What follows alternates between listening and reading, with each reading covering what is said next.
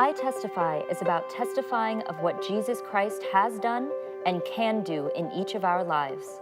Through testimony of people just like you and through study of His Word, our prayer is to encourage each follower of Christ to be a light in this world. So let your light shine before men, that they may see your good works and glorify your Father which is in heaven. Matthew 5:16.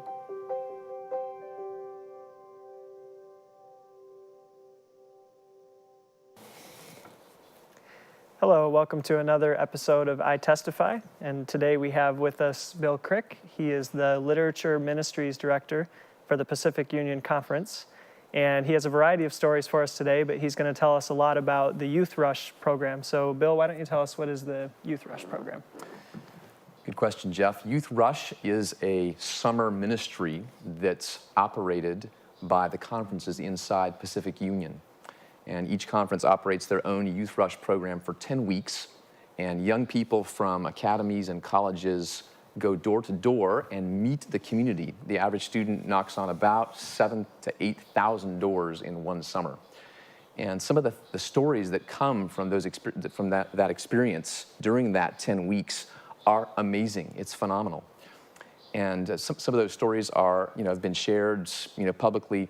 But this morning, I'd like to share a few with you, and they're just really encouraging. We also have another program in addition to Youth Rush called Glow, and Glow, I have a few tracts here in my pocket. These are small tracts that are on various topics.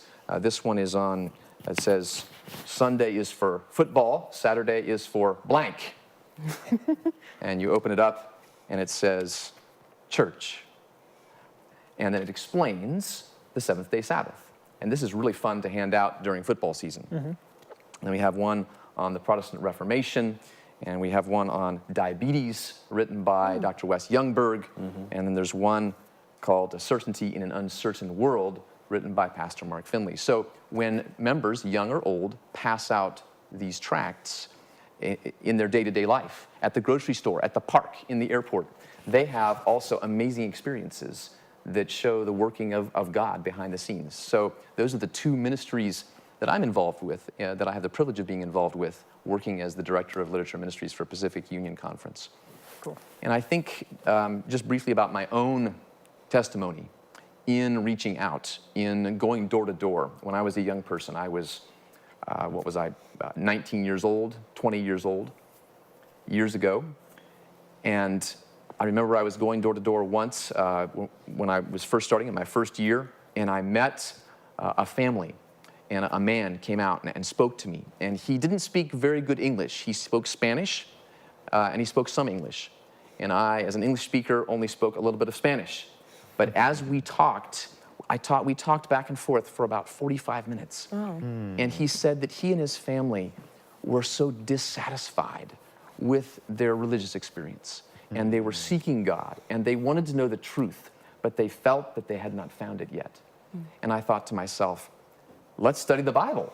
But of course, I don't speak Spanish.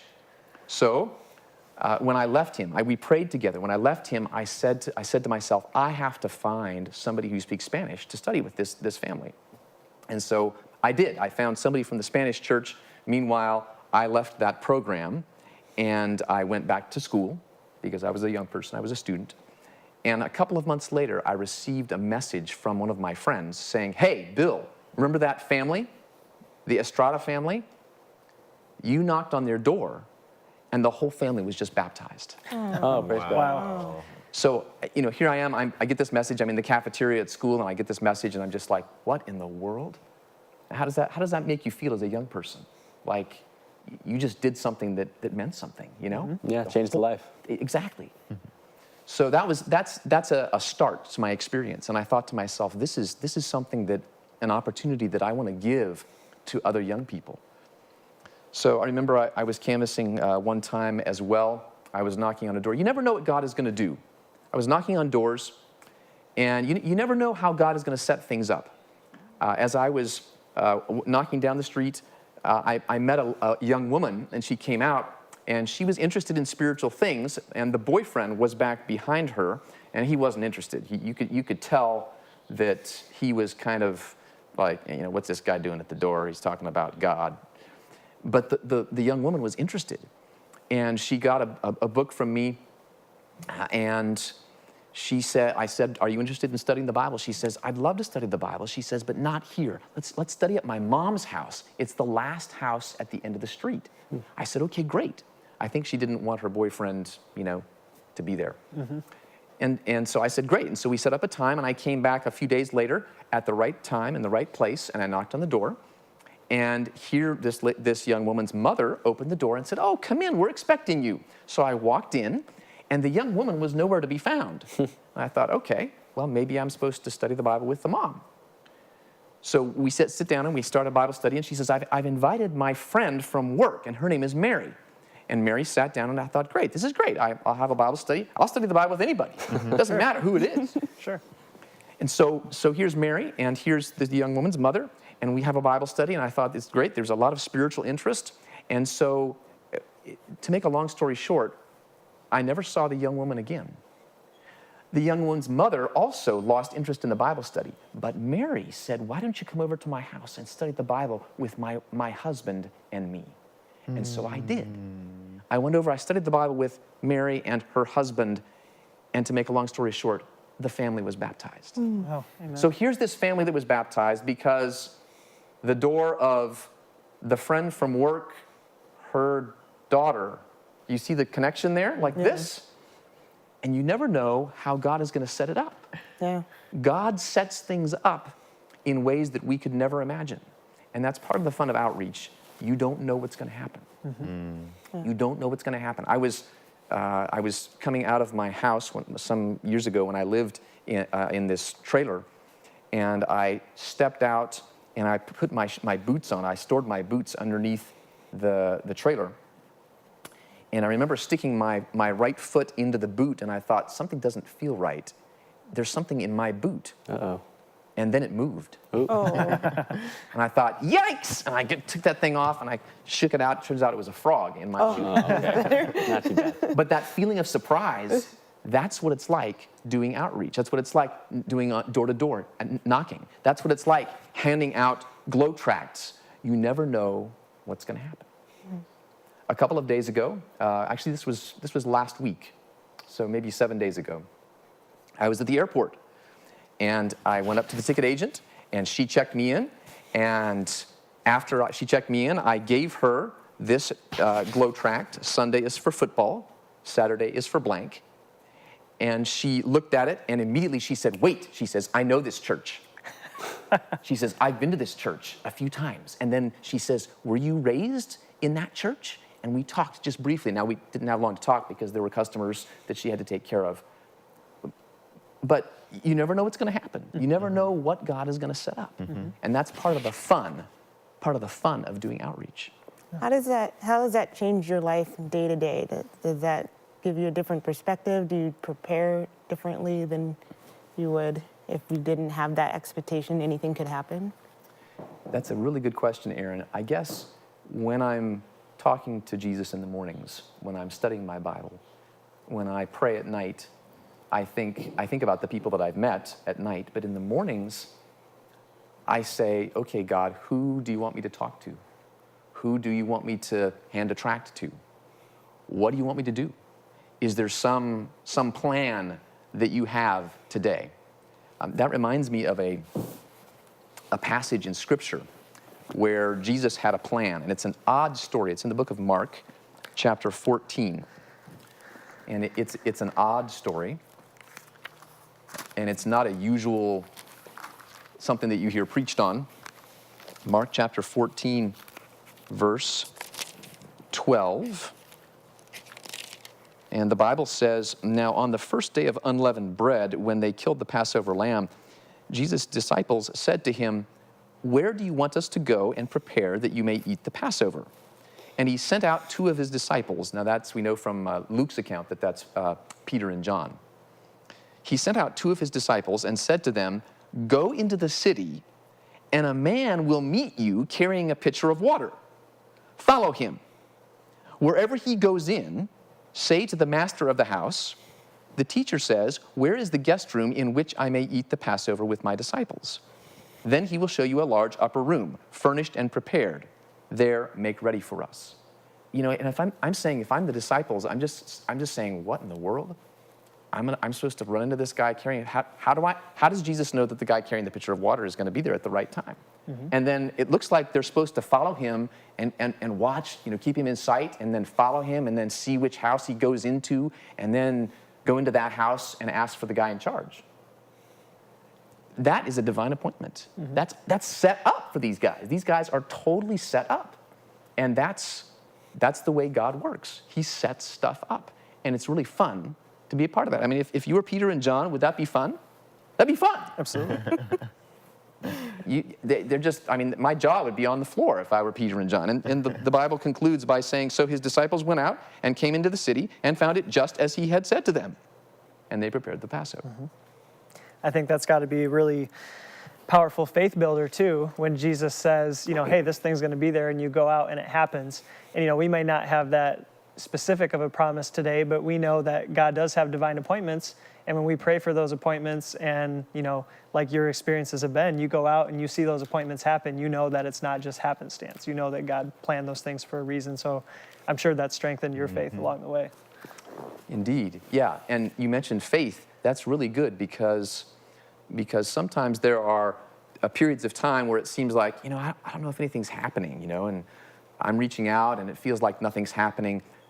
But then you get one of these divine appointments, and boom, you say, man, why did I doubt? God is obviously, he's there. He wants me to still reach out. He wants me to talk to people. He wants me to care about them. He wants me to hand out glow tracts because stuff happens. So it's faith building, like you say. Yeah. And sometimes it's amazing too how God will put you in situations and nothing's happening at all, but you're building a rapport with someone, you're building up something for it to happen. And sometimes it's not even you it happens with, but you're like that. And so you never know. Yeah. And something I think of is, you know, the divine appointments are, we're hoping that it's going to be the outcome that we want. You know, we're thinking, well, if I give this glow track, they're going to be receptive. But oftentimes it's not that way. And so the benefit is for us to, when we receive that blessing of someone being receptive, and that high that we receive can carry us through those times where we're getting rejected. But the divine appointment is really also for the person that may not receive that glow track, because God is still trying to reach them, and trying to reach them, and trying to reach them. And so it's still a divine appointment, even though it doesn't end the way that you may think it is going to, because the purpose is to spread the gospel. Whether or not they're receptive at that point, it may just be a seed for the next time or the next time. So you never know where you are in that point in their life where they're actually going to be receiving it. How many people before you have tried, you know? I met a man just a couple of days ago, 3 days ago, and he gave me his personal testimony as a Seventh-day Adventist Christian. And he said that the turning point in his life was when he was a hippie hanging out with his hippie friends, and some Gideons came onto his campus, Cal State campus, handing out Bibles. And he got a Bible and he thought, oh, it's a Bible. What am I going to do with this? And a few weeks later, he was alone and friendless in a dingy place, and he picked up his Bible and started reading it. And it changed his life. But you can be sure that those folks who handed out those Bibles got back in their car that day saying, boy, that was a totally fruitless outreach. Those hippies did not seem interested at all, right? So, you know, you never know. You never know. Ellen White writes in the book called Porter Ministry, you do not know and you cannot measure the results of faithful effort. You do not know and you cannot measure the results of faithful effort. Another story. We were at a church. My wife was with me, and we took some church members out to go door to door and to hand out tracts and take surveys and to talk to people. And I thought, you know, what's going to happen? You know, you never know what's going to happen. So we come to this door, and there were the members who were with us were nervous, and they wanted to stay together. So there were actually five of us at one door, which is not recommended. 5 people at one door can be intimidating. There were 5 people at one door, and it fell to my turn to do the talking. So I knocked on the door. The guy opens the door just a crack. And he says, yeah? And I said, well, you know, we're from the local church, and we're just taking a survey the community needs, questionnaire, and we just have a few questions to ask you. And he's like, oh, church? I said, yeah, we're from the local church right down here, not too far away. It's about 3 blocks away. And he says, yeah, church is good, but the problem I have with you guys, all you churches, is that you go to church on the wrong day. It should be Saturday. And I said, what? And all the people with me said, wait. We said, we're Seventh-day Adventist Christians, and we go to church on Saturday. And he was quiet for a second, and he opens the door wide, like this.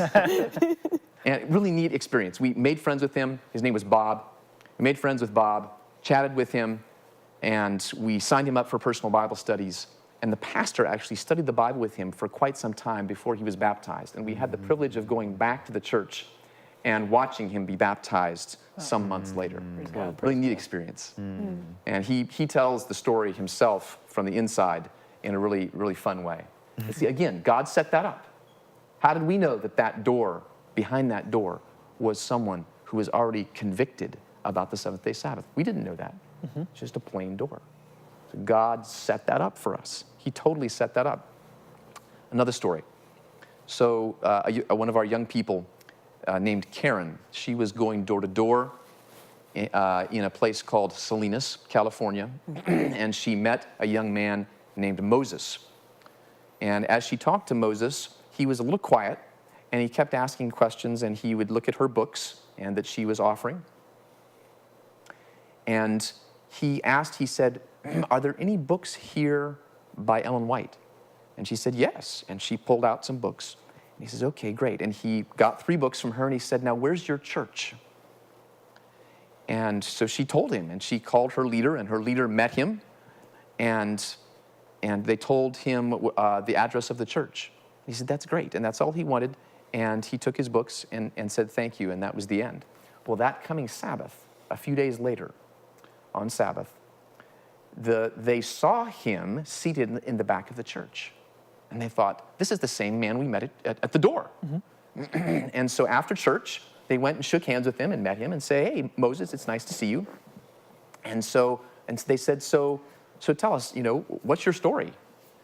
And so the story comes out. He said, 3 years ago, I was in Yuma, Arizona. I lived in Yuma. And I received a knock at my door, and they sold me a book called Bible Readings for the Home. And I studied that, and I studied my Bible. He says, as I studied my Bible, I realized that the seventh day was the Sabbath. And I started keeping the Sabbath. And I found a friend who studied with me, and so we kept the Sabbath together. He said, and by the way, we now know that the person who knocked on the door in Yuma, Arizona was one of the young people from Souls West, the Pacific Union School of Evangelism that's operated in Prescott, Arizona. They were doing an outreach in Yuma. So he kept the Sabbath for about 2 years or more, and then he moved from Yuma to Salinas. And then this knock came at his door. And he thought, wow, this is God. This is God speaking to my heart. He says, I should start going to church on Saturday. And so when he did that morning, he woke up on Sabbath morning, and he said to himself, I can't go to church. He says he remembered all his sins, all the sins that he had committed, all the bad things that he had done. And he realized that he was a sinful man and that he couldn't go to church and fellowship with God's people. But then he opened up one of those books that he had purchased called Steps to Christ. And he found the place in there where it says, Jesus loves to have us come to him just as we are, sinful, helpless, and dependent. And he read that and he wept and he said, I'm going to go to church. And so he did. And to make a long story short, he also was baptized and now loves handing out glow tracts himself. So again, God brings that together. God brought Karen to his door. God brought someone to his door in Yuma, and it all worked together. And by the way, he has since found himself a lovely young Adventist woman to become his wife. Good. So again, God works that out. God makes it happen. You know, a common theme I'm hearing in the story, threading through your entire experience, is timing and divine appointment, and just God in that. And that reminds me of prophecy. When God says something shall happen, it shall happen. Are there other Bible stories that you find encourage you in your faith, in not only in growing closer to Christ, but also remind you of different instances in your culpariting ministry? That's a good question, Wade. You know, I think about Philip in the Ethiopian, Acts chapter 8. And, I mean, what a story. Here's this guy who does a special mission for God. God says, I have a special mission for you. I've got a guy who needs you, and zap, you're going to be there.